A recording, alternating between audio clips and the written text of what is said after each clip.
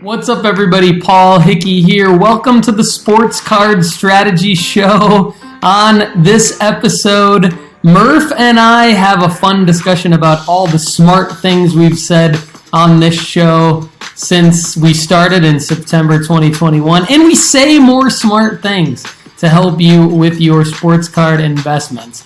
We also have a conversation with Kyle Powers, the founder and owner of Collector Caps, a great product that we want you to know about.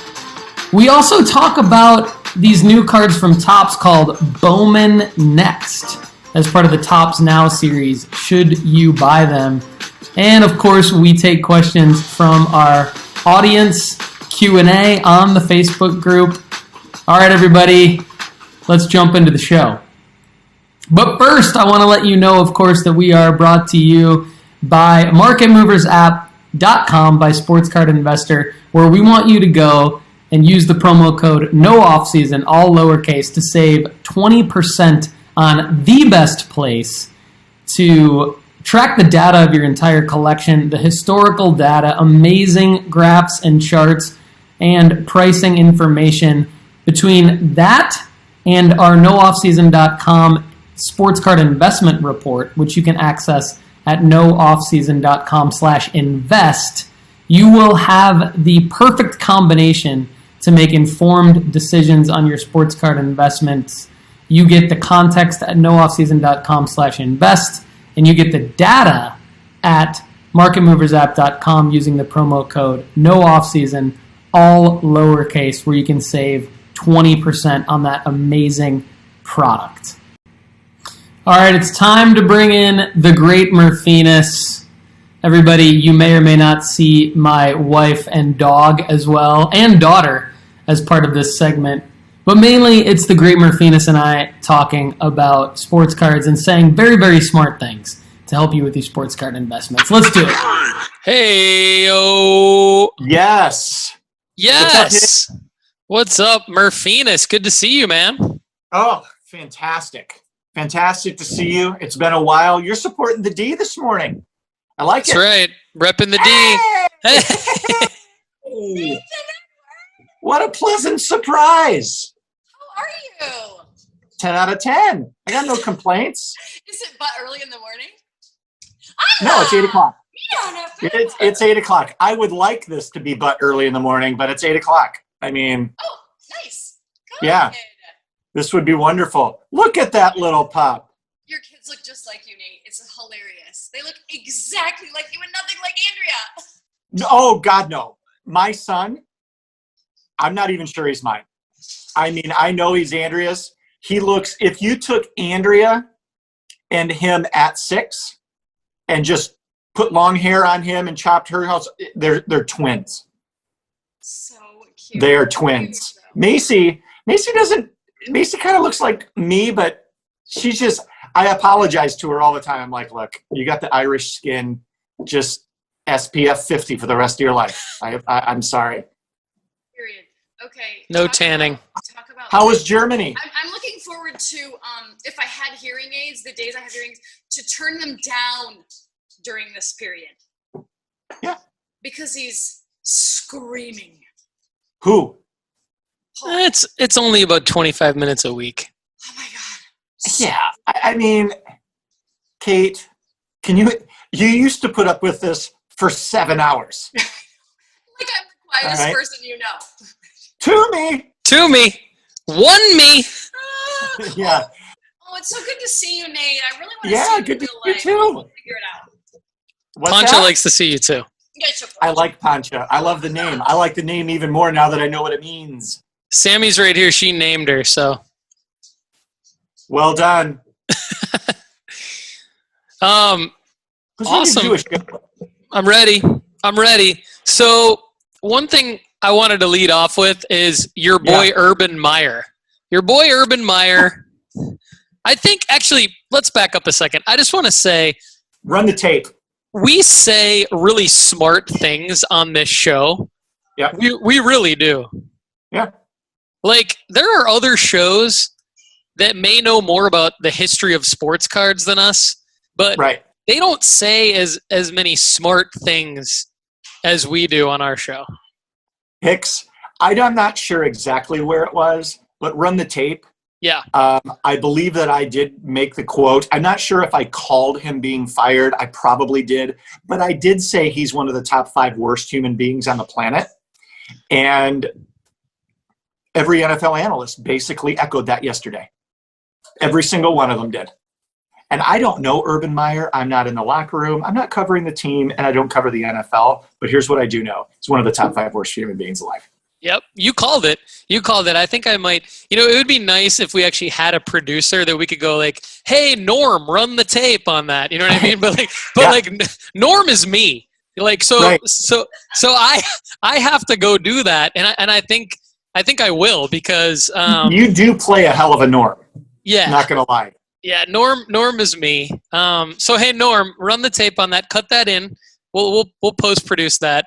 Yep. But actually, I was really excited to see. Thank God for Trevor Lawrence. Trevor Lawrence's cards should be going up today. They should be. I don't know if they are. You can take a look at that, but I'm sure that they were going down for the last little bit. It doesn't change the fact that he's a high likelihood generational quarterback who just needed to get rid of the head coach. Simple as that. Yeah. And I made the bold call last night that I thought Joe Lombardi was going to ultimately end up going there and continue the Lombardi head coaching tradition, go down to Jacksonville. But after watching the Chargers' performance last night, running, I think it was 18 plays inside the 5 and giving the ball to Austin Eckler twice inside the 5, I took him off my bold prediction list. He doesn't deserve to be the head coach of the Jacksonville Jaguars. Stay away. You've got a top 2 NFL running back on your team, and you give it to him twice.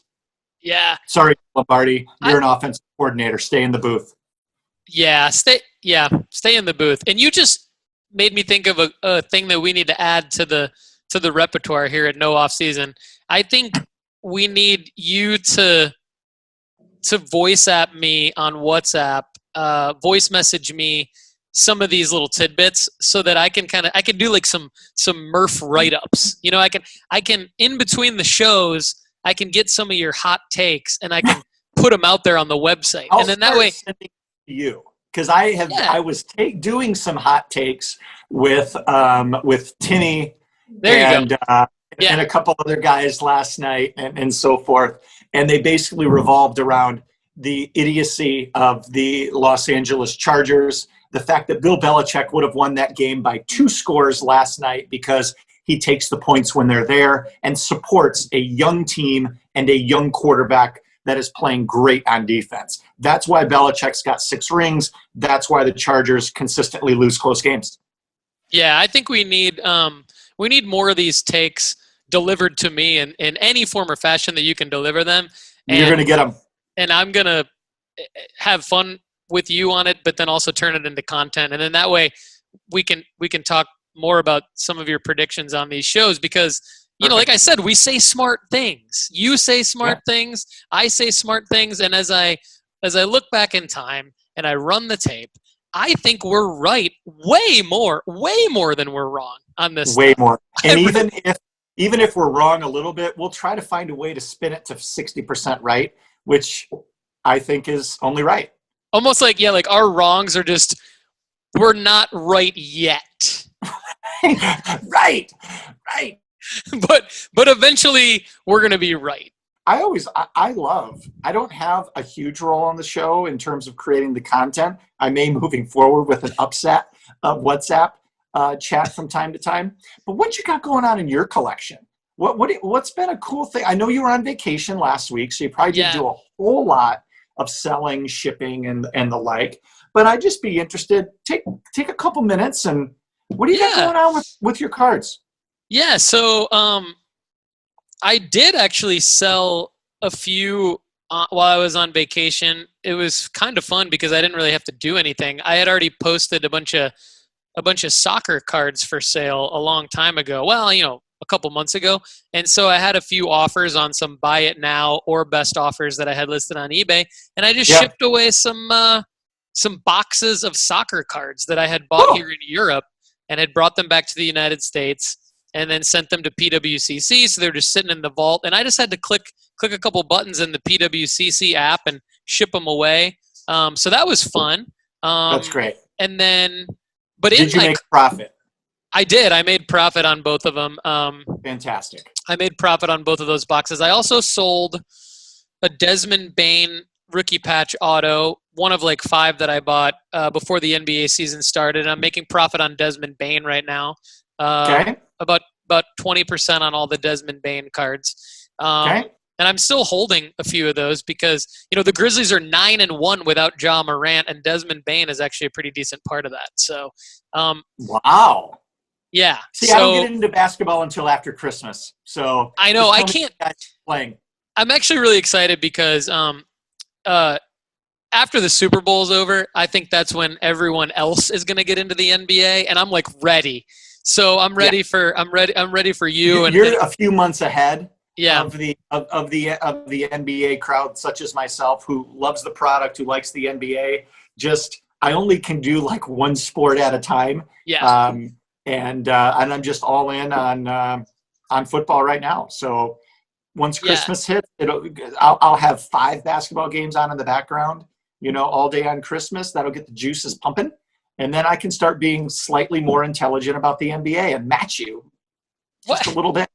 Why do I get this feeling that like my Christmas Day present from you is going to be like 47 hot takes in my WhatsApp from you?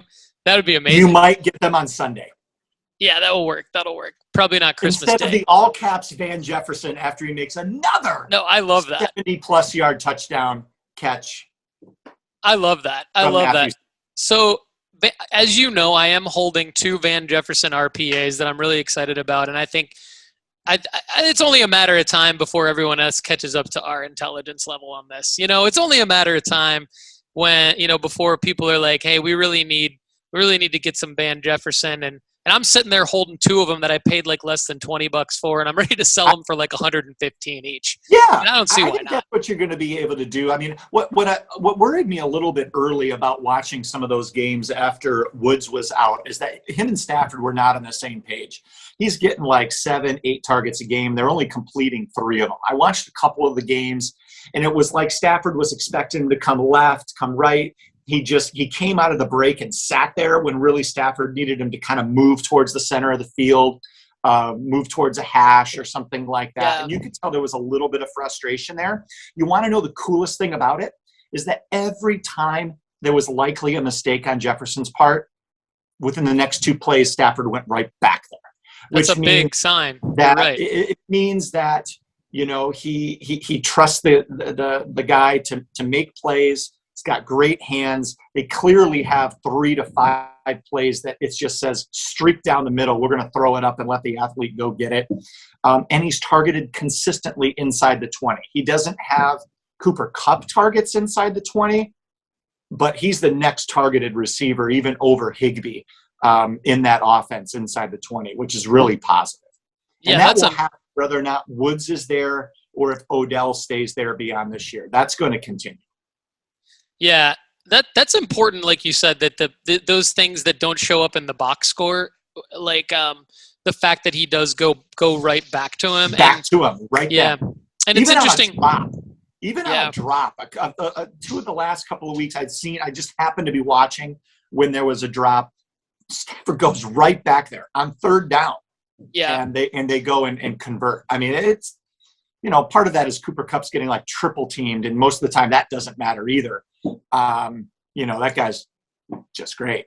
But I actually think that you're going to do pretty good on that. I'm not sure when the juice is gonna come out of the fruit on that, but I think you're going to do pretty good. Yeah, I'm excited about that. And back to Trevor Lawrence real quick. I do have several of his cards still, and I did buy a couple of his cards recently because they're just been super low lately. And I just feel like his card prices will start to rise. I think there's some people out there that I've heard already saying his card prices will probably fall after the NFL season. But actually, I didn't see a fall of many football card prices at all after last NFL season, like Burrow, Herbert, Tua, Hurts. It's a 12-month thing. None of those guys fell. None of them fell. because Yeah. the NFL is always in the news. There's Yeah. always something. The beauty of the NFL is, what is the off season? I mean, that's why your website and how you That's right. created it years ago was correct. There is no off season in the NFL. There isn't baseball. I mean, there's just a literal drop off the face of the earth, in baseball for 5 months, and it's just quiet. There's nothing with, and there is with basketball too. 3 to 4 months of nothing. Football, what, days?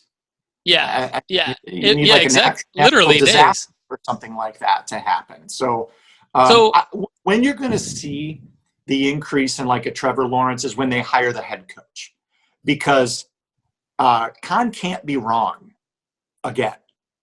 He can't be. You've got a generational type guy. You've actually got some weapons on that team, which is surprising for a team that has the number 1 overall pick. This should not be a 2-11 team.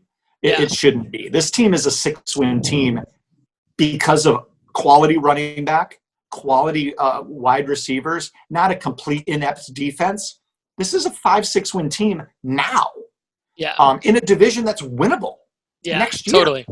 For this team. So once they hire a head coach, and if it's exciting, like somebody who has developed QBs in the past, 20% increase on day one for Trevor Lawrence. But you don't touch I that agree thing for years. You just let him do his thing. You sold your Peyton Mannings after his 29 interception season when he started to get hot his second year. You lost on that. You're kicking yourself. Trevor Lawrence is the exact same. You keep everything you got until like year 5 or 6. I agree with you on everything that you just said, and I agree that the hype machine will dictate his card prices when they do hire a head coach. But I have to make this point because, again, we say a lot of smart things on this show, and I'm going to say another smart thing. Darrell Bevell is the interim coach right now. And Darrell Bevell developed Aaron Rodgers and Russell Wilson. He played a role in developing Aaron Rodgers and Russell Wilson. He also called a pass play with Marshawn Lynch in the backfield at the 2-yard line of the Super Bowl. And ultimately, all those things that you just said right there, Paul, are 100% true. But what will Darrell Bevell be best known for? Marshawn Lynch not getting the ball inside the 2. Yeah, I know, but my point is that, okay, maybe that's why he's being overlooked right now. But I think that because whatever the reason is that he's being overlooked right now, I think people are missing that what could actually be the real development for Trevor Lawrence could be the remainder of this season with Darrell Bevell. Yeah, Darrell should play a role in Trevor Lawrence's.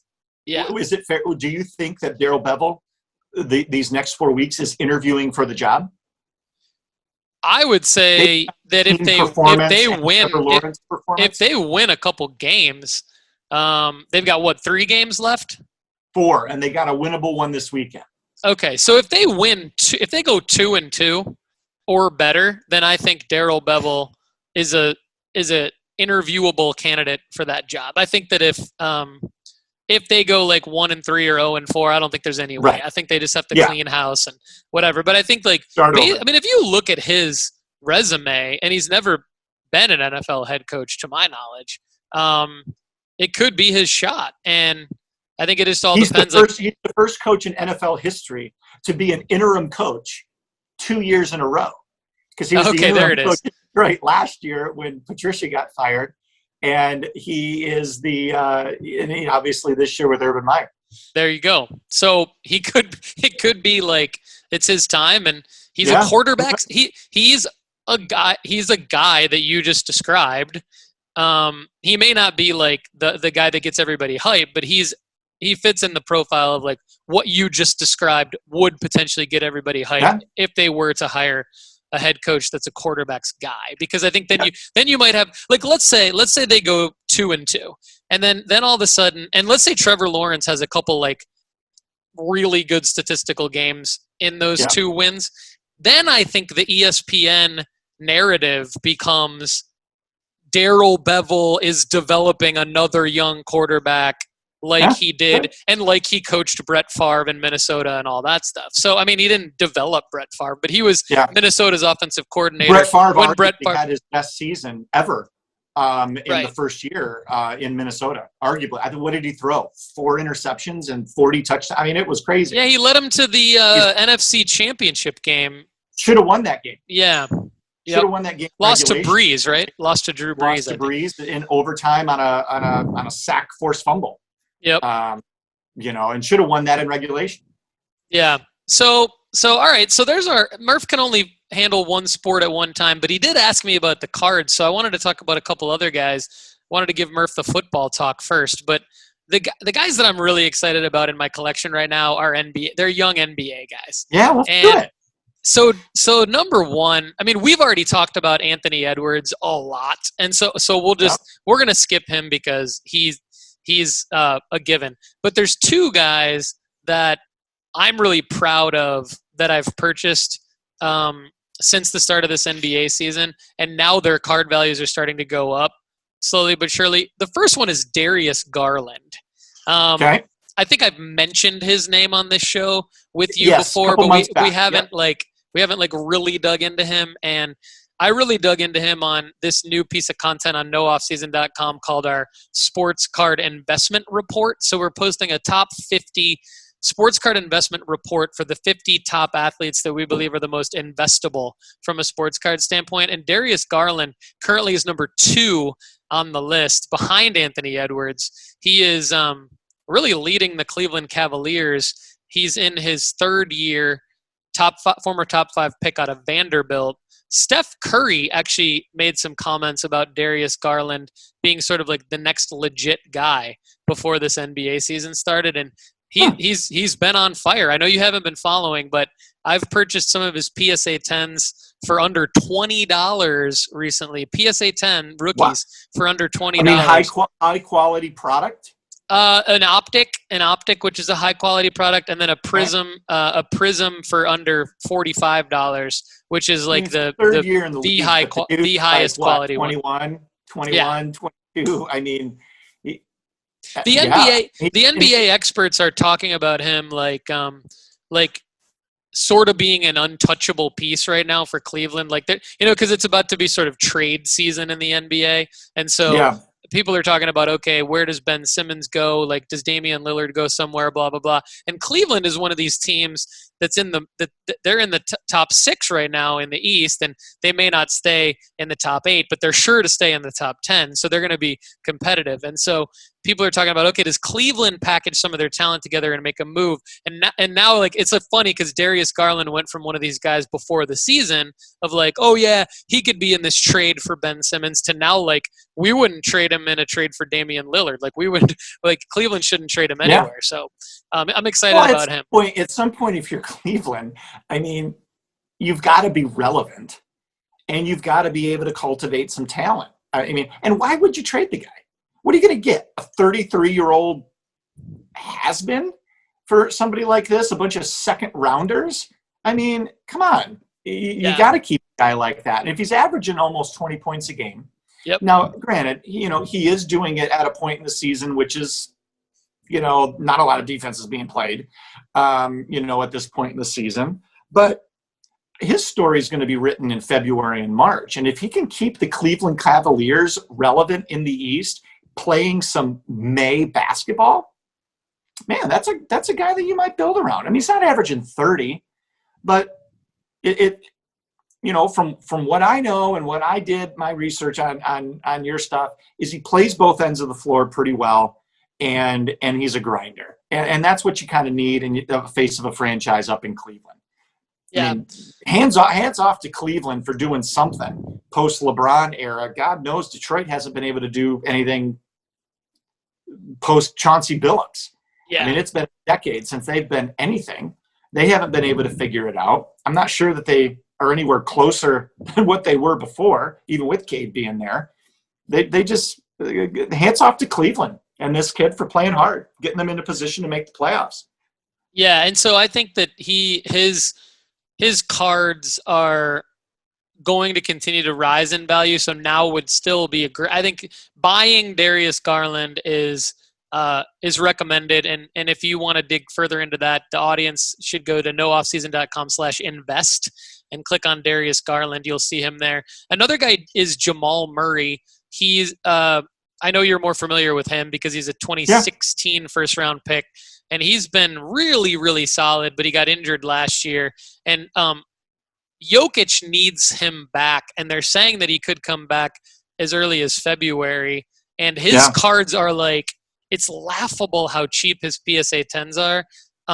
His Select Concourse PSA 10, his Select Concourse PSA 10, which is like it's a mid-range card, almost you could call it a high-end card, is like $15. One just sold for. Now that could be an anomaly because the one before that sold for $40, but still, even $40, like, and $15 to try and get on eBay in an eBay auction for a PSA 10 of Jamal Murray. Like, I would advise people to buy several of those between now and his return in February. And he may not, like, you never know.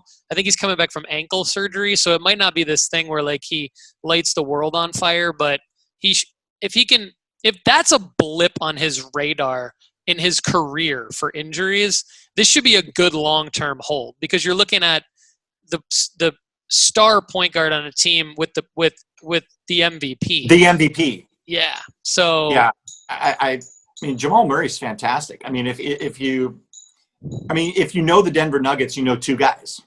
Yeah. You know Jokic and you know Murray. And if this team will make the playoffs, they will potentially, if Murray is healthy, they could go certainly deep into the playoffs.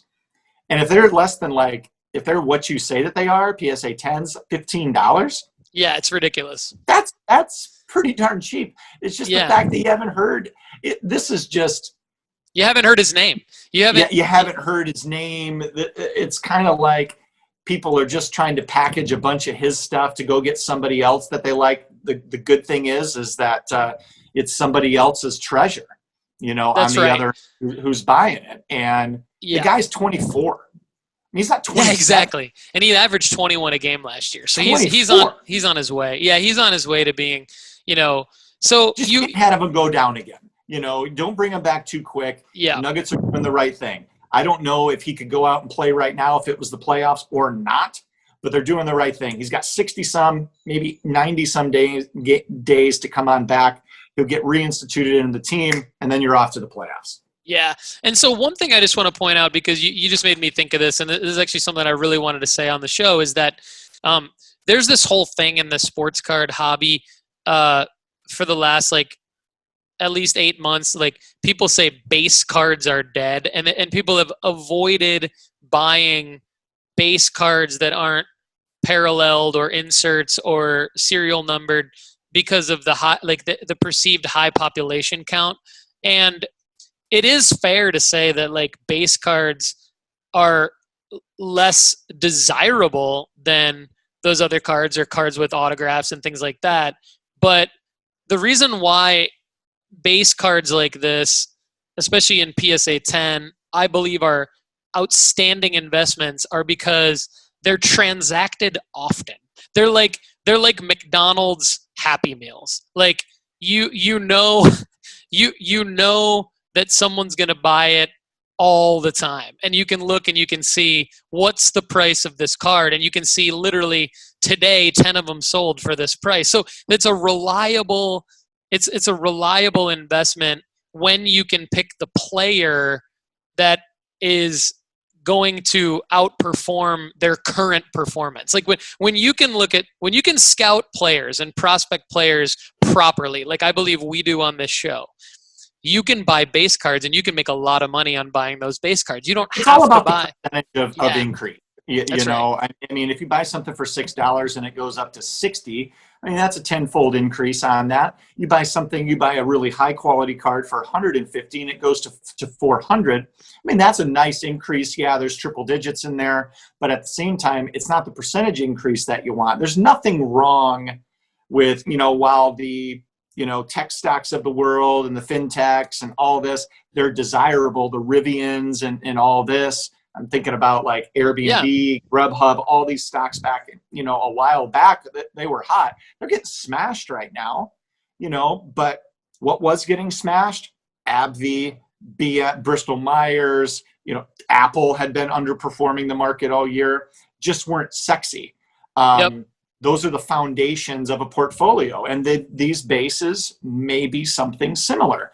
I don't know. It's all about the percentage increase on what you're making. And to your point, somebody's going to buy it because it's $50, because it's $60. Cool thing is you bought it for $7. That's right. And people are going to buy it also because it's not risky, because they know what it's been bought and sold for consistently for the last several months. And so there's a lot of data.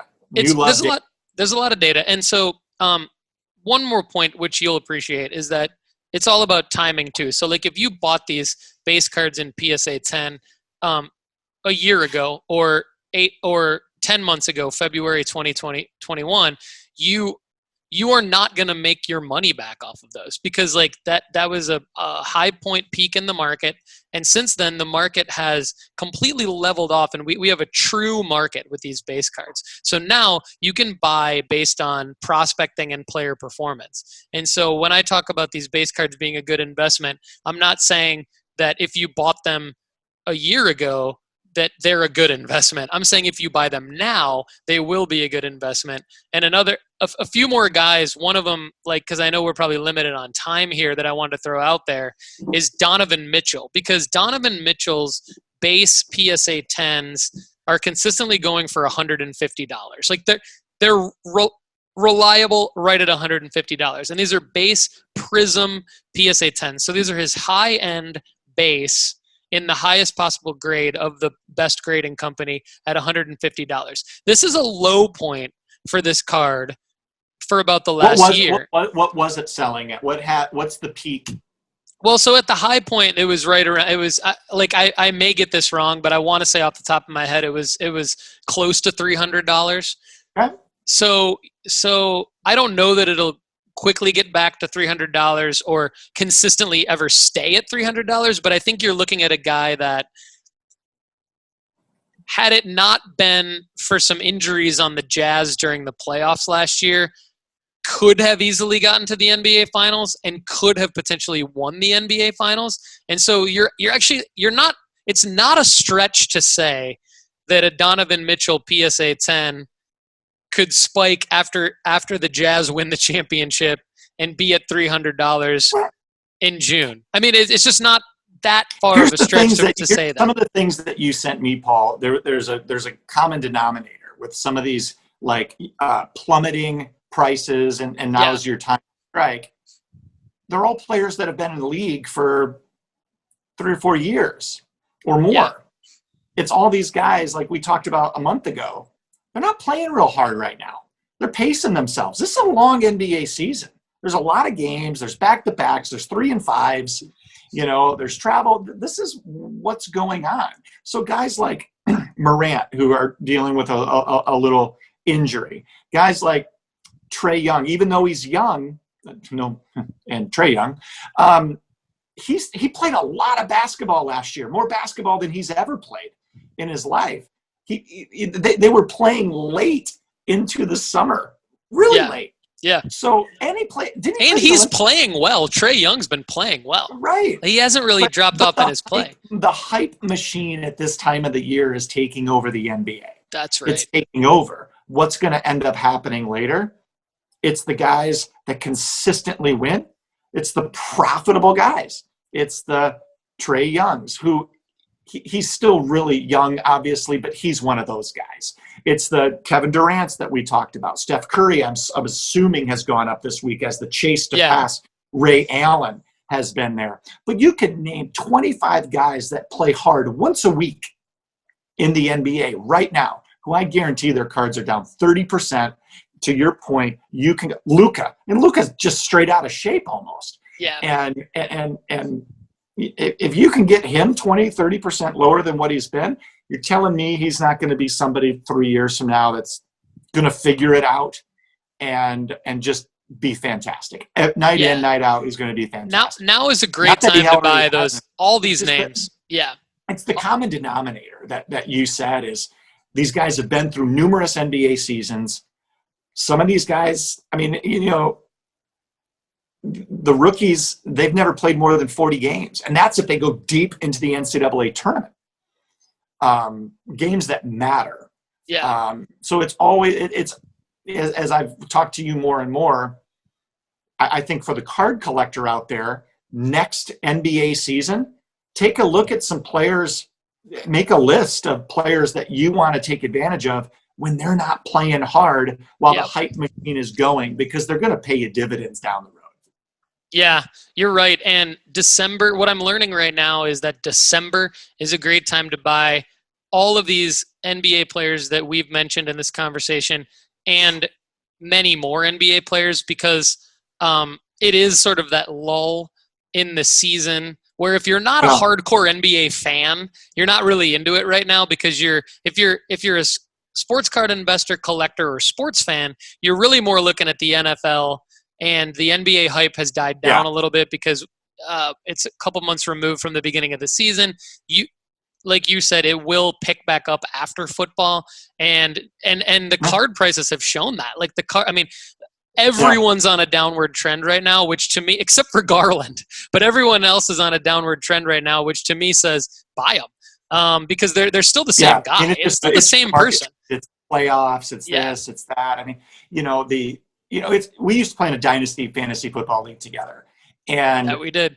The worst thing that you could do is build your team around a bunch of hype machine guys. It's the worst. It's the worst thing in the world. There is nothing wrong with like we always said, there is nothing wrong with a 28, with a little Donald Driver, Joey Galloway wideout combination. Right. I won a championship because I made a trade for a 36-year-old Joey Galloway in like November, but the guy just scored points. I had to get rid of some talent, but I needed another starter. There's nothing wrong with going and getting these guys, but it's got to be at the right time. And you just can't build a collection around a bunch of guys who two of them are going to end up being worth anything. You got to have a foundation of Hall of Famers, guys that, that just play consistently well year in and year out. The hype machine is great, but the hype machine can break the bank too. Yeah, for sure. So, do you remember a name Cam Thomas from earlier this year at the beginning of the NBA season? I do. So Cam Thomas has gotten in the lineup. He's in the rotation in Brooklyn, and he's been, I think it's fair to say, averaging double figures since he's actually gotten into the rotation the last 3 or 4 games. And I haven't seen him play. I've just been looking at the box scores and watching some of the highlights. But I do listen to a couple other sports card podcasts. And this guy named Lou Janu, who is a co-host of Card Talk,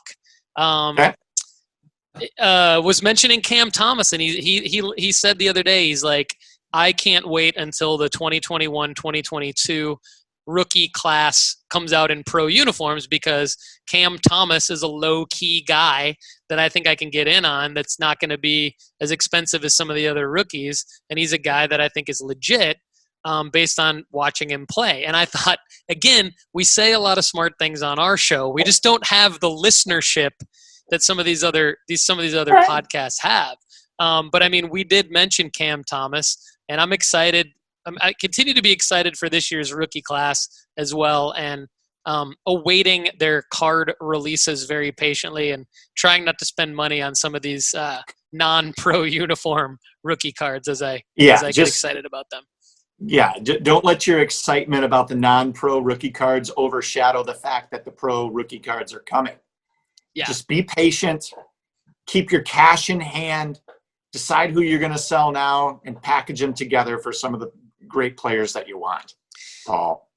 Don't get impulsive, Paul. Don't. I'm saying this because I'm trying to go along with what you're saying right now, and what I need to do is start to look for SGC 10s of guys like Cam Thomas, NBA Hoops releases. That'll probably be about so NBA Hoops should come out in January, I think. So that'll be kind of the first. That'll be the first release where everyone in the United States will flood to the stores and try to buy the pro uniforms for this year's rookie class. And what I'm going to do is just wait for people to pull the rookies that I want, submit them to SGC, get a 10, list the SGC 10 on eBay, and then just go SGC 10 diving in February for some of these guys like Cam Thomas, and try to get one for like the grading cost. You know, if I can get a Cam Thomas back for the grading cost, I'd be able to for your SGC diving. SGC 10 diving, my friend. Wait, can you put that on the agenda for February 10th? February 10th, SGC 10. SGC 10 diving. And for those of you wondering why not PSA, it's just simply because PSA will not – no one will be submitting base NBA Hoops rookie cards to PSA for $100 a piece. They will be submitting them to SGC, and that's why. I can show you an idiot. Of the 2021-2022 class. I mean, they might have they might have a Ja Morant laying around for some reason that hasn't been submitted yet, and they could send that to PSA, and that might make sense. But Hicks, I got like 3 minutes left. So yeah. What do we want to hit here? I don't mean to rush you, but this is a great show. It started out with Kate being on the phone. We've talked about. Should I leave Kate in the podcast? Should I leave Kate and Puncha in the podcast, or should I edit them out? Really up to you. I think I might leave them in. Yeah, I mean, just ask Norm. Yeah, let's see. Actually, it's up to Norm. It's Norm's decision. Norm. Good point. Yeah. Hey, Norm, you're gonna have to figure out whether or not to leave Kate and Puncha in or edit them out. He's a good guy. He'll do the right thing. He's a good guy. You know where I pulled that name from, right? Cheers. Norm's Field of Dreams, baby. Oh, Norm's Field of Dreams. See, I'm a little older than you. I'm a big Cheers fan. Yeah, Cheers. For all you Woody, Sam, Diane, Carla, Norm, Cliff, Frazier. Sometimes you want to know. Body knows your name. So, Murph, what do you want to talk about? Now we only have 90 seconds left because of me. But what do you want to talk about in the last night? You got any, why don't you get fired up about something? Get fired up about something in the last 90 seconds. What have you been fired? What are you fired up about in sports right now? Deion Sanders getting a top recruit I kind of like what Deion's doing over there. I'm not going to lie. Here's what I'll just go with what I was talking about earlier in the show. Is the NFL coaches, the young kids are too fired up about analytics. You want to know the only analytics that matters? LA Chargers head coach whose name is slipping me right now. Let me guess. Oh, I thought you were going to say wins and losses. Okay, points, yeah. Points. Wins, losses, and points. Bill Belichick. I don't care if you like him or you hate him, but he's doing the right thing with the young quarterback. You reward a young quarterback. I don't care who you're playing. Mahomes, Rodgers. You reward the young quarterback with points every time down the field if you have a kicker that can give you points. First drive of the game, 4th and 4, a chip shot, and you don't do it, that's stupid. I don't care what the freaking analytics say. It's stupid. And the coaches lost that game last night. They absolutely lost the game last night to a team that was playing without 10 players because of COVID. You just had a guy freaking paralyzed on the 7th play of the game. And you got a young quarterback that wants to beat the Chiefs for the 3rd straight time, take over the lead in the division, potentially a first round bye. But what ended up winning the day? Analytics. Bill Belichick is smarter than every NFL head coach out there. And he proved it, and he's proven it again this season by having Nick Folk lead the league in scoring, consistently just popping field goals. Why? Because you got a young quarterback that needs points after a 60-yard drive. He doesn't need the disappointment of going back to the sideline with 0. He needs points. And that's why Belichick wins Super Bowls, is the number 1 seed in the AFC, and is primed for a 7th. That's what I'll go off on, because that just ticks me off.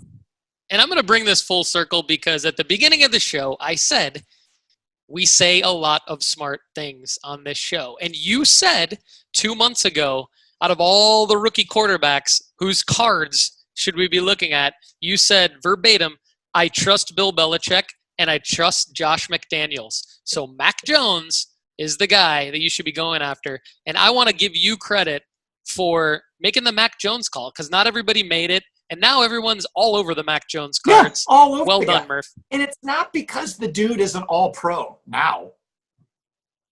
It's because he's surrounded by really smart people who give him points when points are there to be had. Cheers, Bill Belichick, Josh McDaniel. They play strong defense and they get points when they can. That's what wins football games. And you know when it wins football games? In the flipping playoffs, which is exactly where Mac Jones is going to be, taking a bye, playing all of his games in cold New England, where they run the ball, play good defense, and get points when they're there to be had. Playoffs? Listen up, LA Chargers fans. Analytics don't always win. Ask your boy down in Houston for the Rockets how good analytics did for him down there.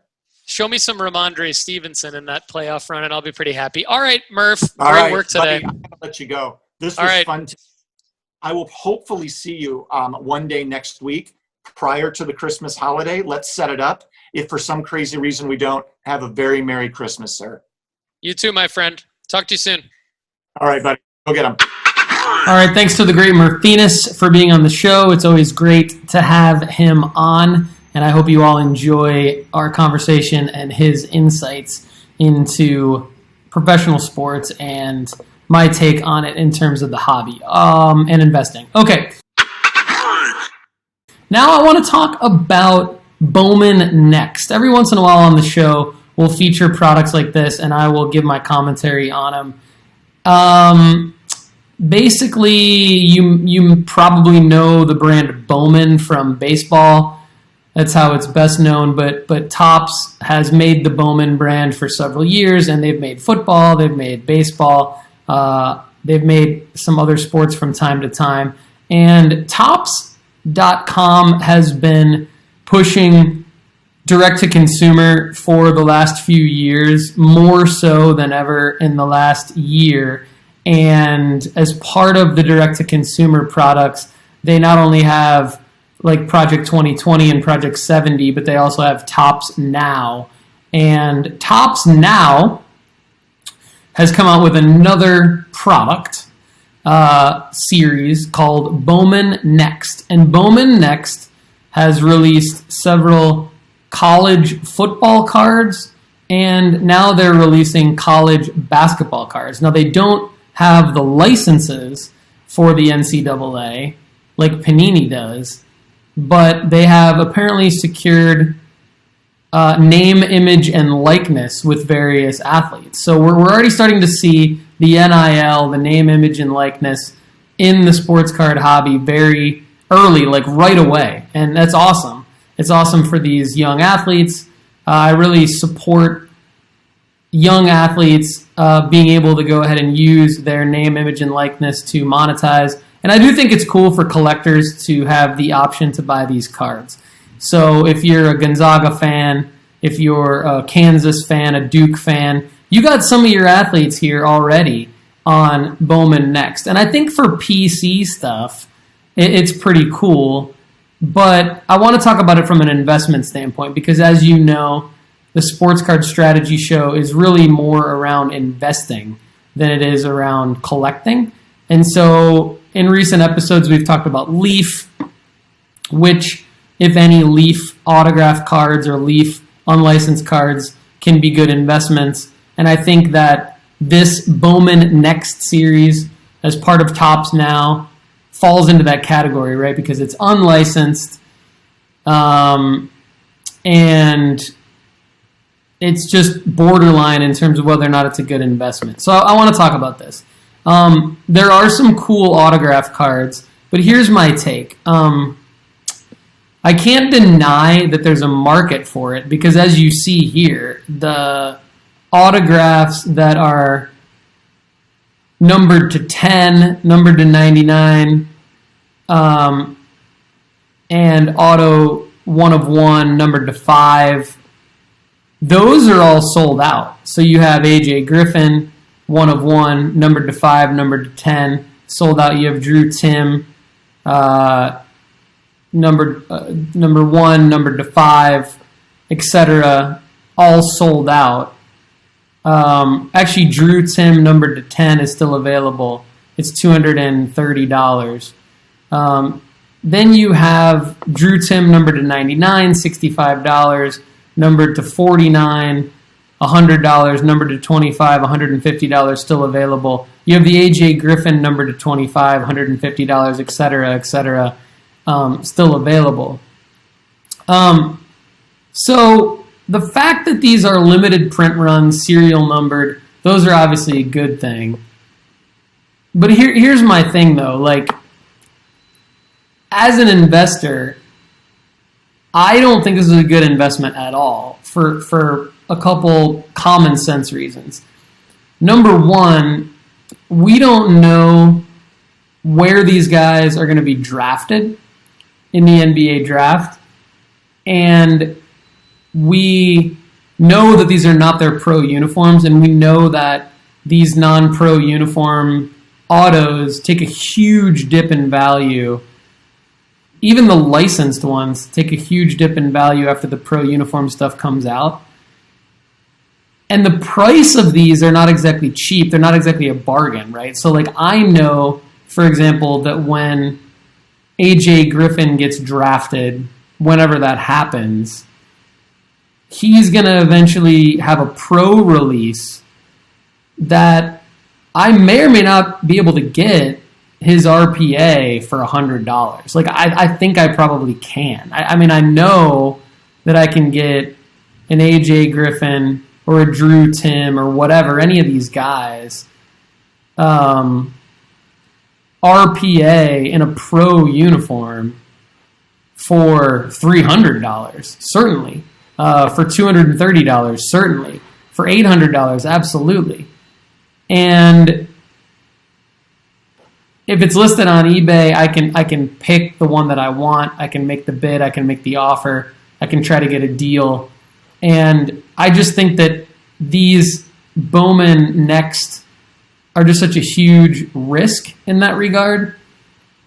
I know that if there is some hype generated around these athletes after you buy them before they're drafted, before they have other cards, there could be an opportunity to flip them and sell them, but it just seems way too risky to me. I would rather hold my money, see who pans out as a player in the NBA draft, and then wait for the pro release to come out. And when the other thing is, when the pro release comes out, you've already seen a sample size that these guys actually play in the NBA, so you can determine who you even want to pick up, right? So I think Topps and the Bowman brand here is doing a great thing for the athlete, and it's great that they're selling.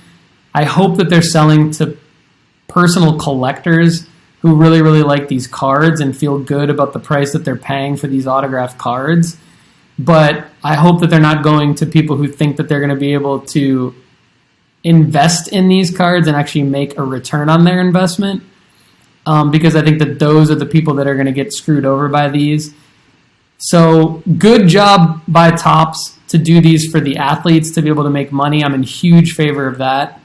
And good job to the personal collectors who want to keep these cards or maybe pass them down to family members or give them as gifts to other personal collectors.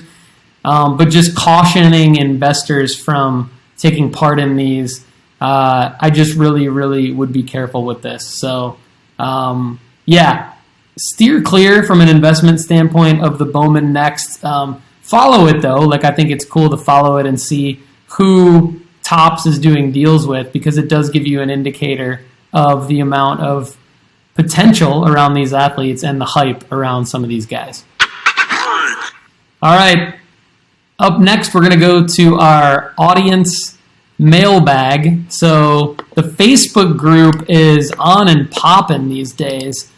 And to join the Facebook group, the best thing to do is to go to sportscardstrategy.com. Click on the link to join the Facebook group. I will let you in. And I want to take a question from Patrick Becker right now. The question is regarding Pokemon cards. Do you think Pokemon cards are worth investing in? And Kendall McKee, who's been my co-host from time to time, says objectively yes, but again, it depends on the card and the price. And so I totally agree. And Patrick then so kindly posted a video of a Charizard card and a photo of another Charizard card. And so I'm going to go ahead and give my answer here. I am really, really happy that we're getting questions on Pokemon cards because there's a huge market for Pokemon cards. So the general answer is that yes, I agree with Kendall that these are investable, but I also really, really caution you to make sure that you're doing your research regarding Pokemon cards. I don't know that much about Pokemon cards, but I tend to learn a lot based off of questions that I'm asked because I like to be able to give informed answers on questions. And so I'll do my research for you. If you ever post anything in the Facebook group that I don't know about, I'm going to do some research for you for the show. So I did a little bit of research in order to answer Patrick's question here. It does look like, for example, this Charizard card that he posted is shiny. Charizard happens to be in black, and it's referred to as a shiny when you look at it on eBay. So I did a little bit of research, and I found similar cards, if not the same card. I can't tell from Patrick's picture if it's serial numbered or not, but there are some serial numbered versions of this from the Champion's Path. I believe this seems to be from this Champion's Path. So we have some sold listings recently of what appear to be Patrick's card. I could be wrong because again, I don't know that much about Pokemon at all. So I'm learning here as part of this question. So we appear to have these full art 79-73 secret rare Champion Path. It looks to be Patrick's card. I could be wrong. They're selling for between $130 and $180 raw. When graded, a lot of these appear to be graded by BGS. I'm not sure why that is because I think BGS has really long turnaround times right now. And so I would grade these with either SGC or PSA.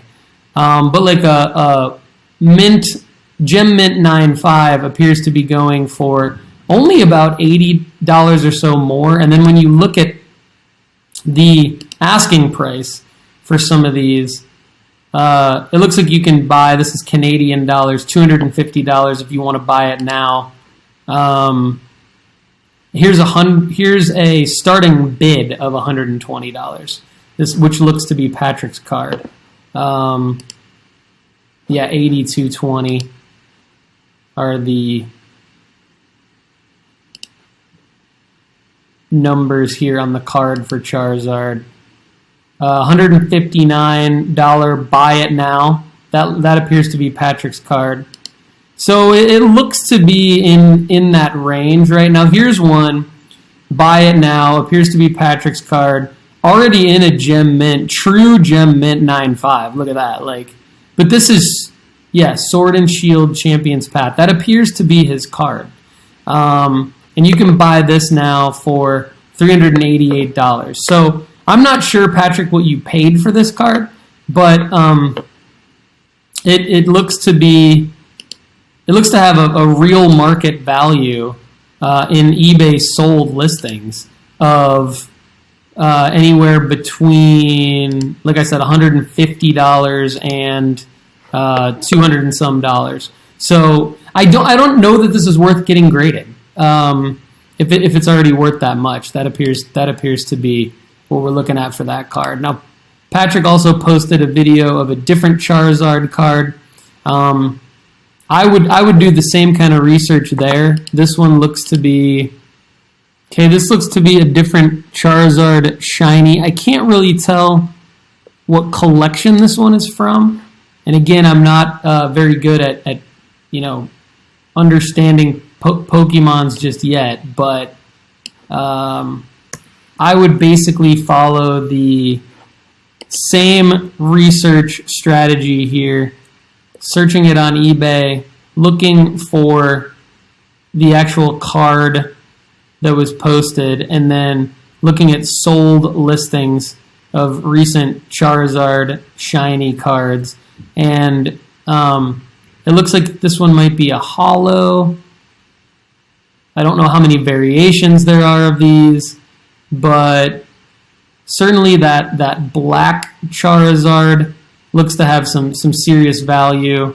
And then this other shiny holo one that you're showing, I'm probably going to need some more information on that one in terms of the name so that I can do some more accurate searches to do some accurate research. So, Patrick, feel free to give us that information, and then I'd be happy to follow up and do a little bit more research for you and add to the post. But I'm happy to answer questions about non-sports cards, about Pokemon cards. We do have more answers here from the group. Well, it's Patrick posting more cards. So Patrick is posting more cards. This is great. So Patrick, overall, great work here. I will chime in more and do some more research on these cards and post more to this answer on the thread. But in the meantime, keep the questions coming. Great work. Anyone who wants to join the Facebook group, please do, and I will immediately let you in. The way to do that is to go to sportscardstrategy.com and click on Join the Facebook group. I will let you in, and then let's keep growing the community together for the Sports Card Strategy Show. All right, everybody. We got something special coming up. I've been high on this product called Collector Caps, and I had the opportunity to do a little interview with their founder and owner, Kyle Powers. So here's my interview with Kyle Powers of Collector Caps. Enjoy.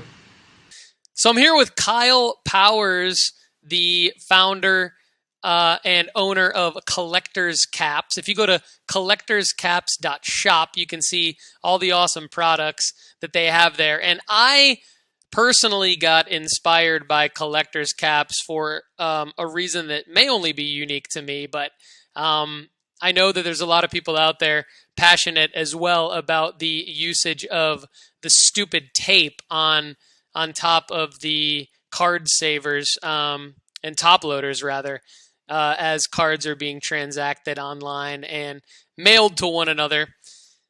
And so Kyle and his team came up with these awesome looking caps in different colors, and they basically slide right over the top of a top loader.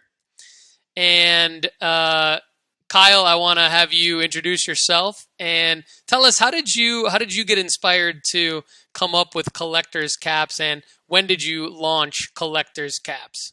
Hey, Paul. Appreciate you having me on. As you mentioned, my name is Kyle Powers. I'm the creator of Collector Caps.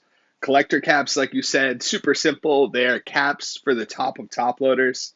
Essentially, our number one goal going into the process of everything was to take the tape out of play, give people a safer and better alternative to things like team bags and tape, where we've just seen so much damage to cards caused by these methods. Whether it's eBay you're buying on, buying on Twitter, buying on the social media, buying off a website, even getting cards directly from manufacturers like Topps and Panini, and having, whether it's tape or just a raw card, really just kind of out and exposed. So I felt that Collector Caps were, a necessary thing in the hobby. I would say around 2019, I came up with the idea. I was buying a ton of cards on eBay at the time, was getting them in, and just got so sick of tape. I'm an IT guy. I've been an IT guy since I was like 18. So by default, I'm a problem solver, I would say. And Collector Caps to me was just the solution to what I viewed as a problem from getting all these cards with tape and team bags and things that I just didn't really want to deal with. And it also felt to me like there was an opportunity to add a visual aspect to the cards and be able to kind of elevate what you have from a card standpoint, which is why we introduced things like the colors that you mentioned, and just being able to have different options for people. We've seen people use them for a multitude of reasons, from like pricing at shows, color coordinated pricing, sorting in their cases, and things like that. So it's been a really cool process to see that. But yeah, it's been about 2 years, I would say. I spent really the first probably like 6 to 12 months like sampling and really getting a hang of what we were doing exactly. It was obviously right at the start of COVID, so being able to manufacture things, whether it was in the U.S., overseas, things like that, was far more complicated than it might have been, let's say, 3, 4, 5 years ago. So that added an extra layer to it, which made it just like a really interesting process to go through. But we were really lucky. It worked out pretty quickly. We were able to get things in people's hands. And we've just been riding that wave ever since and just trying to enjoy it as much as we can. Recently introduced branded caps, so that's something we're super excited about. And we'll be, introducing with some brands and breakers and content creators. Who knows? Who knows? We might see a sports card strategy printed cap out there sooner or later. But definitely something that we're super excited about as a brand, and something that I'm really proud of as a creator in terms of bringing to the hobby and really feeling like it provides value for people on a day-to-day, card-to-card basis that wasn't there before. All right, Kyle, cool. Thanks for sharing some of your story there. And I know that you have your reasons that you just stated as to why people need collector's caps. Now, my reason for getting into collector caps is because I actually buy all my cards online since I live in Spain, and then I have them shipped to my PWCC vault.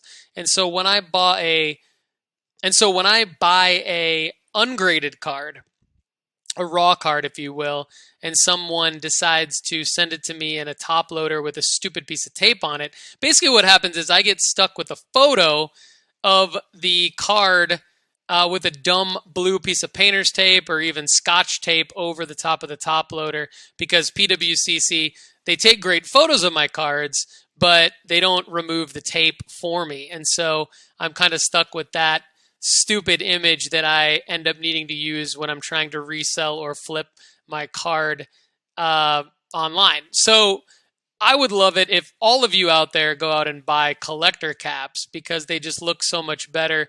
They make your top loader not only secure and do a better job than the tape of keeping the card secure in the top loader, but they also just look better in the photos. They're way more aesthetically pleasing than the dumb pieces of tape that people will put on their top loaders. So Kyle, why don't you share with us what are your favorite products at Collector Caps, and how do you recommend people get started with Collector Caps? And do you have any deals for anyone that wants to go check out Collector Caps right now? Are there any promos for the holiday season? Anything that people should do to engage further with Collector Caps rather than just go buy for themselves and try it out? Paul, you make some really good points. I think from the start, you said that your situation was a little bit unique in terms of being in a different country, getting cards shipped to other places to be vaulted. And while I agree that that's a pretty unique situation, I think the overarching idea there is one that a lot of people can resonate with, right?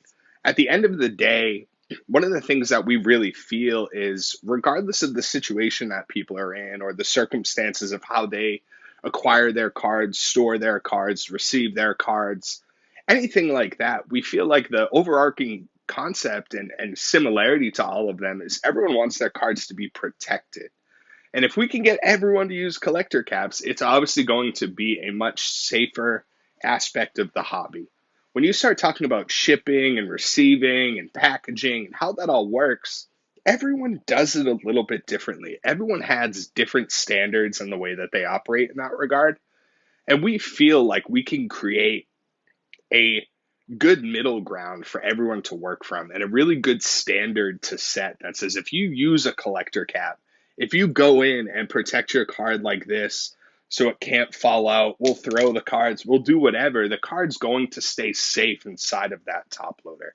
And if we can ensure that and get everyone to buy into that concept, and everyone stays on that same standard, it's going to make card purchasing, collecting, the hobby in general, so much easier for everyone.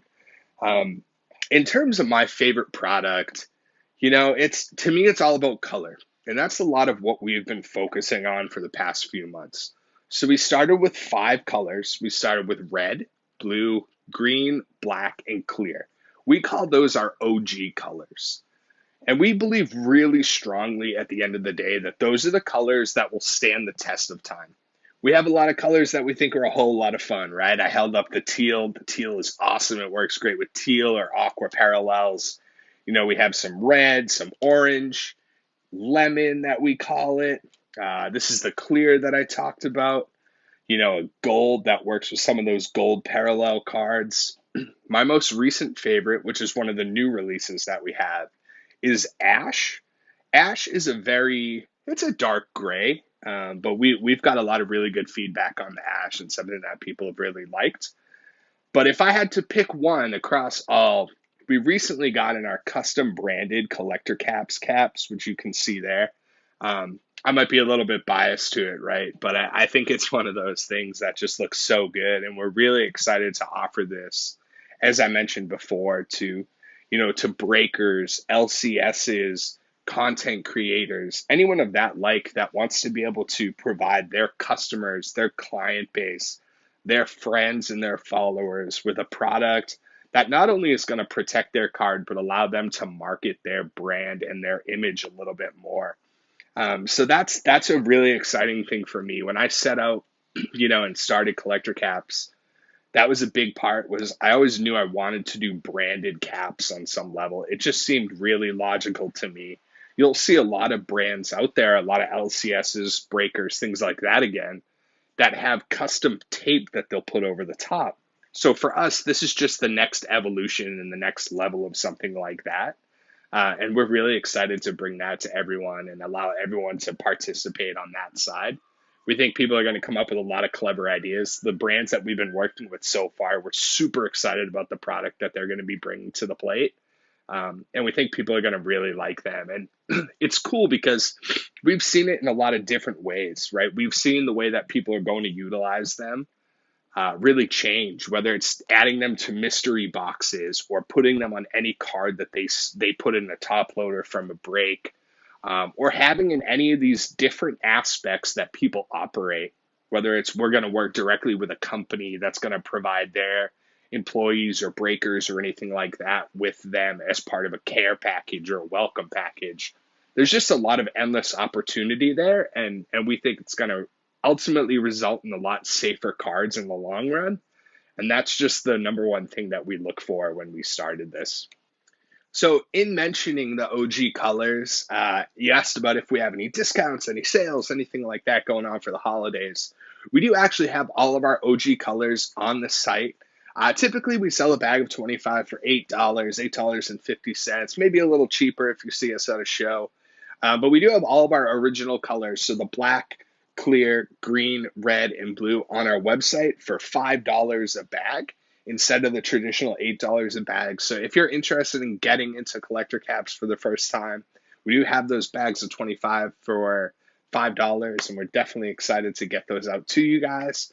We ship pretty quick. Obviously, with the holidays, things don't run as fast, but we'll make sure we get them in the mail as quick as we can so that you guys can get to protecting your cards ASAP. All right, wonderful. Well, hey, Kyle, before we let you go, can you tell us a little bit more about who you collect? Do you have a PC? Do you invest in cards? Do you flip cards? What's your favorite sport or athlete to go after? And if you've been watching any of the recent shows or listening to any of the recent sports card strategy shows here, we'd love to know your take on any of our recent predictions. Yeah, I definitely try to catch as many episodes as I can, right? Like I'm a big content guy, so anytime that I can take more information in, catch more perspective, I think it's really interesting to hear you're very transparent about the things that you're getting and what that's looking like and your motivation behind that. And I think that's awesome. I think the more that people share information, the better it is as a hobby, right? There's plenty to go around for everyone, and I think being able to share ideas, whether or not it's the specific player that I'm going after or the concept, right? I think a lot of the time you could be like, oh, I think this guy's kind of similar to this guy. and he's thinking this for this guy, so maybe this guy will work out. And I think there's a lot of that you guys bring, and I think that's fantastic. For me, it's tough, man. I'm definitely more of a collector, I would say, than I'm like a flipper. Part of that is I just have a really, really hard time moving on from cards. When I decide I like a card, I usually really, really like the card. So for me to move on from that is really, really tough. To give you an idea of what I collect, I would say there's probably like three primary parts of my collection. Baseball, soccer, and there's a new part that I'll talk to after from a strategy standpoint. But to give you a little look at baseball, big Fernando Tatis Jr. guy. So we have a blue Topps Chrome Fernando Tatis Jr. PC, like big PCs. I'm a big Jarren Duran guy, Boston kid. So Red Sox prospect. I'm like 3 away from his Bowman non-auto rainbow. This is the black mega 1 of 1. So super, super excited to own that. And then from a soccer standpoint, we have a Christian Pulisic 2017 select camo. A little tough to see there, out of 25. So big on those, baseball, soccer. And then a market that I've kind of recently got into that I'm a huge believer in is actually F1. I know I showed a few cards off real quick, but we got a Lando Norris out of 70 Sapphire Black. I love the black Sapphire. I think it's such an awesome parallel. And then a Max Verstappen Gold Wave Topps Chrome out of 50. So those are the things that I'm buying a lot of. F1, I would say for the past like 2 to 3 months is something that I've been focusing on primarily. Always picking up Durans when I can. Always kind of dabbling in soccer more and more. I just think soccer cards in general are really, really cool. Have a lot of fun with that. So it's been a lot of fun for me to be able to go through those and just be able to get the things that I like. And like I said, I hold on to a lot of things. So like the Tatis I've had for, I don't know, almost 2 years now, a year and a half, something like that. The Durans, I've been, since 2020 Bowman came out, I've been holding on to those. I don't know if I'd ever move them. I just really want to complete the rainbow. So yeah, a lot more collecting than flipping for me. But also like aware, like on the F1 side, there is strategy to that. There is checking pop reports and deciding what I'm going to be purchasing and seeing where the opportunities are on some of those. So that's been a lot of fun. I have a lot of fun with that stuff. But when it comes down to it, I'm not the best at selling them. Like I said, I love to keep them. But definitely try to be really intentional with the purchases that I make. I would say, though, in terms of specific calls that I've seen you guys make over the past few weeks and months, I'm a big Wander Franco guy, right? As I said, big baseball guy. So to hear, the Wander Franco dip, it's incredible to me that he would dip at all, or that we think he's low, because I think it's super clear that he's obviously a stud, right? Even being a Red Sox fan, like not being the biggest Rays fan, it's hard not to be a Wander Franco fan. He has that same electricity like a Tatis and Acuna, those kind of guys. And I think he's going to be on that, that tier of those guys. And I think it's super clear. Obviously, the on-base streak last year was like the first sign of what's to come. And I think that's a fantastic idea. I think anyone that can get into Wander Franco, Bowman first at a good price right now is going to be in a great spot. Some of the basketball plays you guys have been making, I think, are really good calls. I think Anthony Edwards and LaMelo were obviously like the big names from last year's draft class.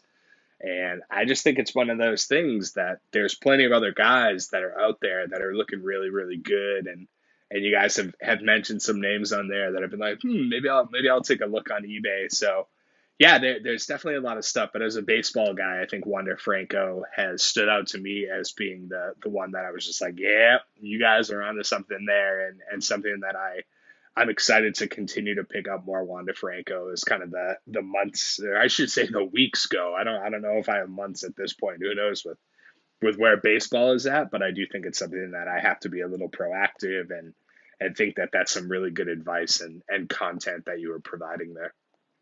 All right. Well, hey, Kyle, thanks again for your time. We really appreciate having you on the show. Again, everyone, Kyle Powers, the founder and owner of Collector Caps. Way more aesthetically pleasing, way more secure than the painter's tape or the Scotch tape over the top of top loaders. They have a great plethora of products at collectorcaps.shop. We want you to go check it out.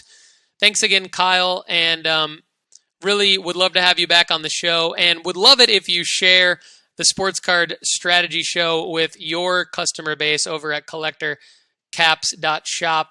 Best thing to do is just tell them to go to sportscardstrategy.com, and they can find all the links to access the show on Spotify, on Apple Podcasts, on YouTube, and join the Facebook group as well. Oh, we'll definitely make sure we share that out. We definitely will make sure that we share that out.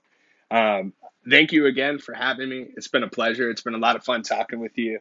Definitely get another episode in the future, kind of see where some of our calls are going, see obviously where the brand is on our side and what the evolution looks like.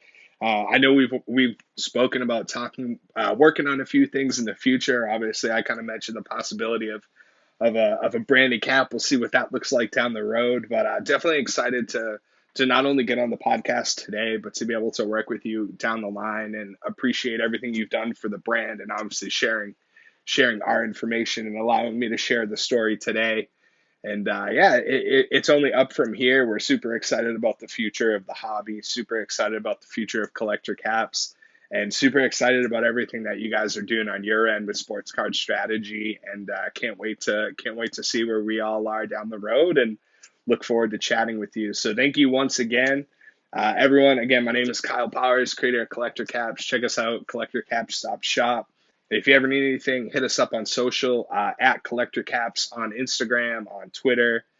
Shoot us a DM, write us a comment, tweet at us. We're always looking to interact and get some caps into your hands. So appreciate it. We'll talk to you guys soon, and have a good night. All right, Kyle, thanks for joining us on the Sports Card Strategy Show. Everybody, thanks for tuning in. Really, really appreciate it.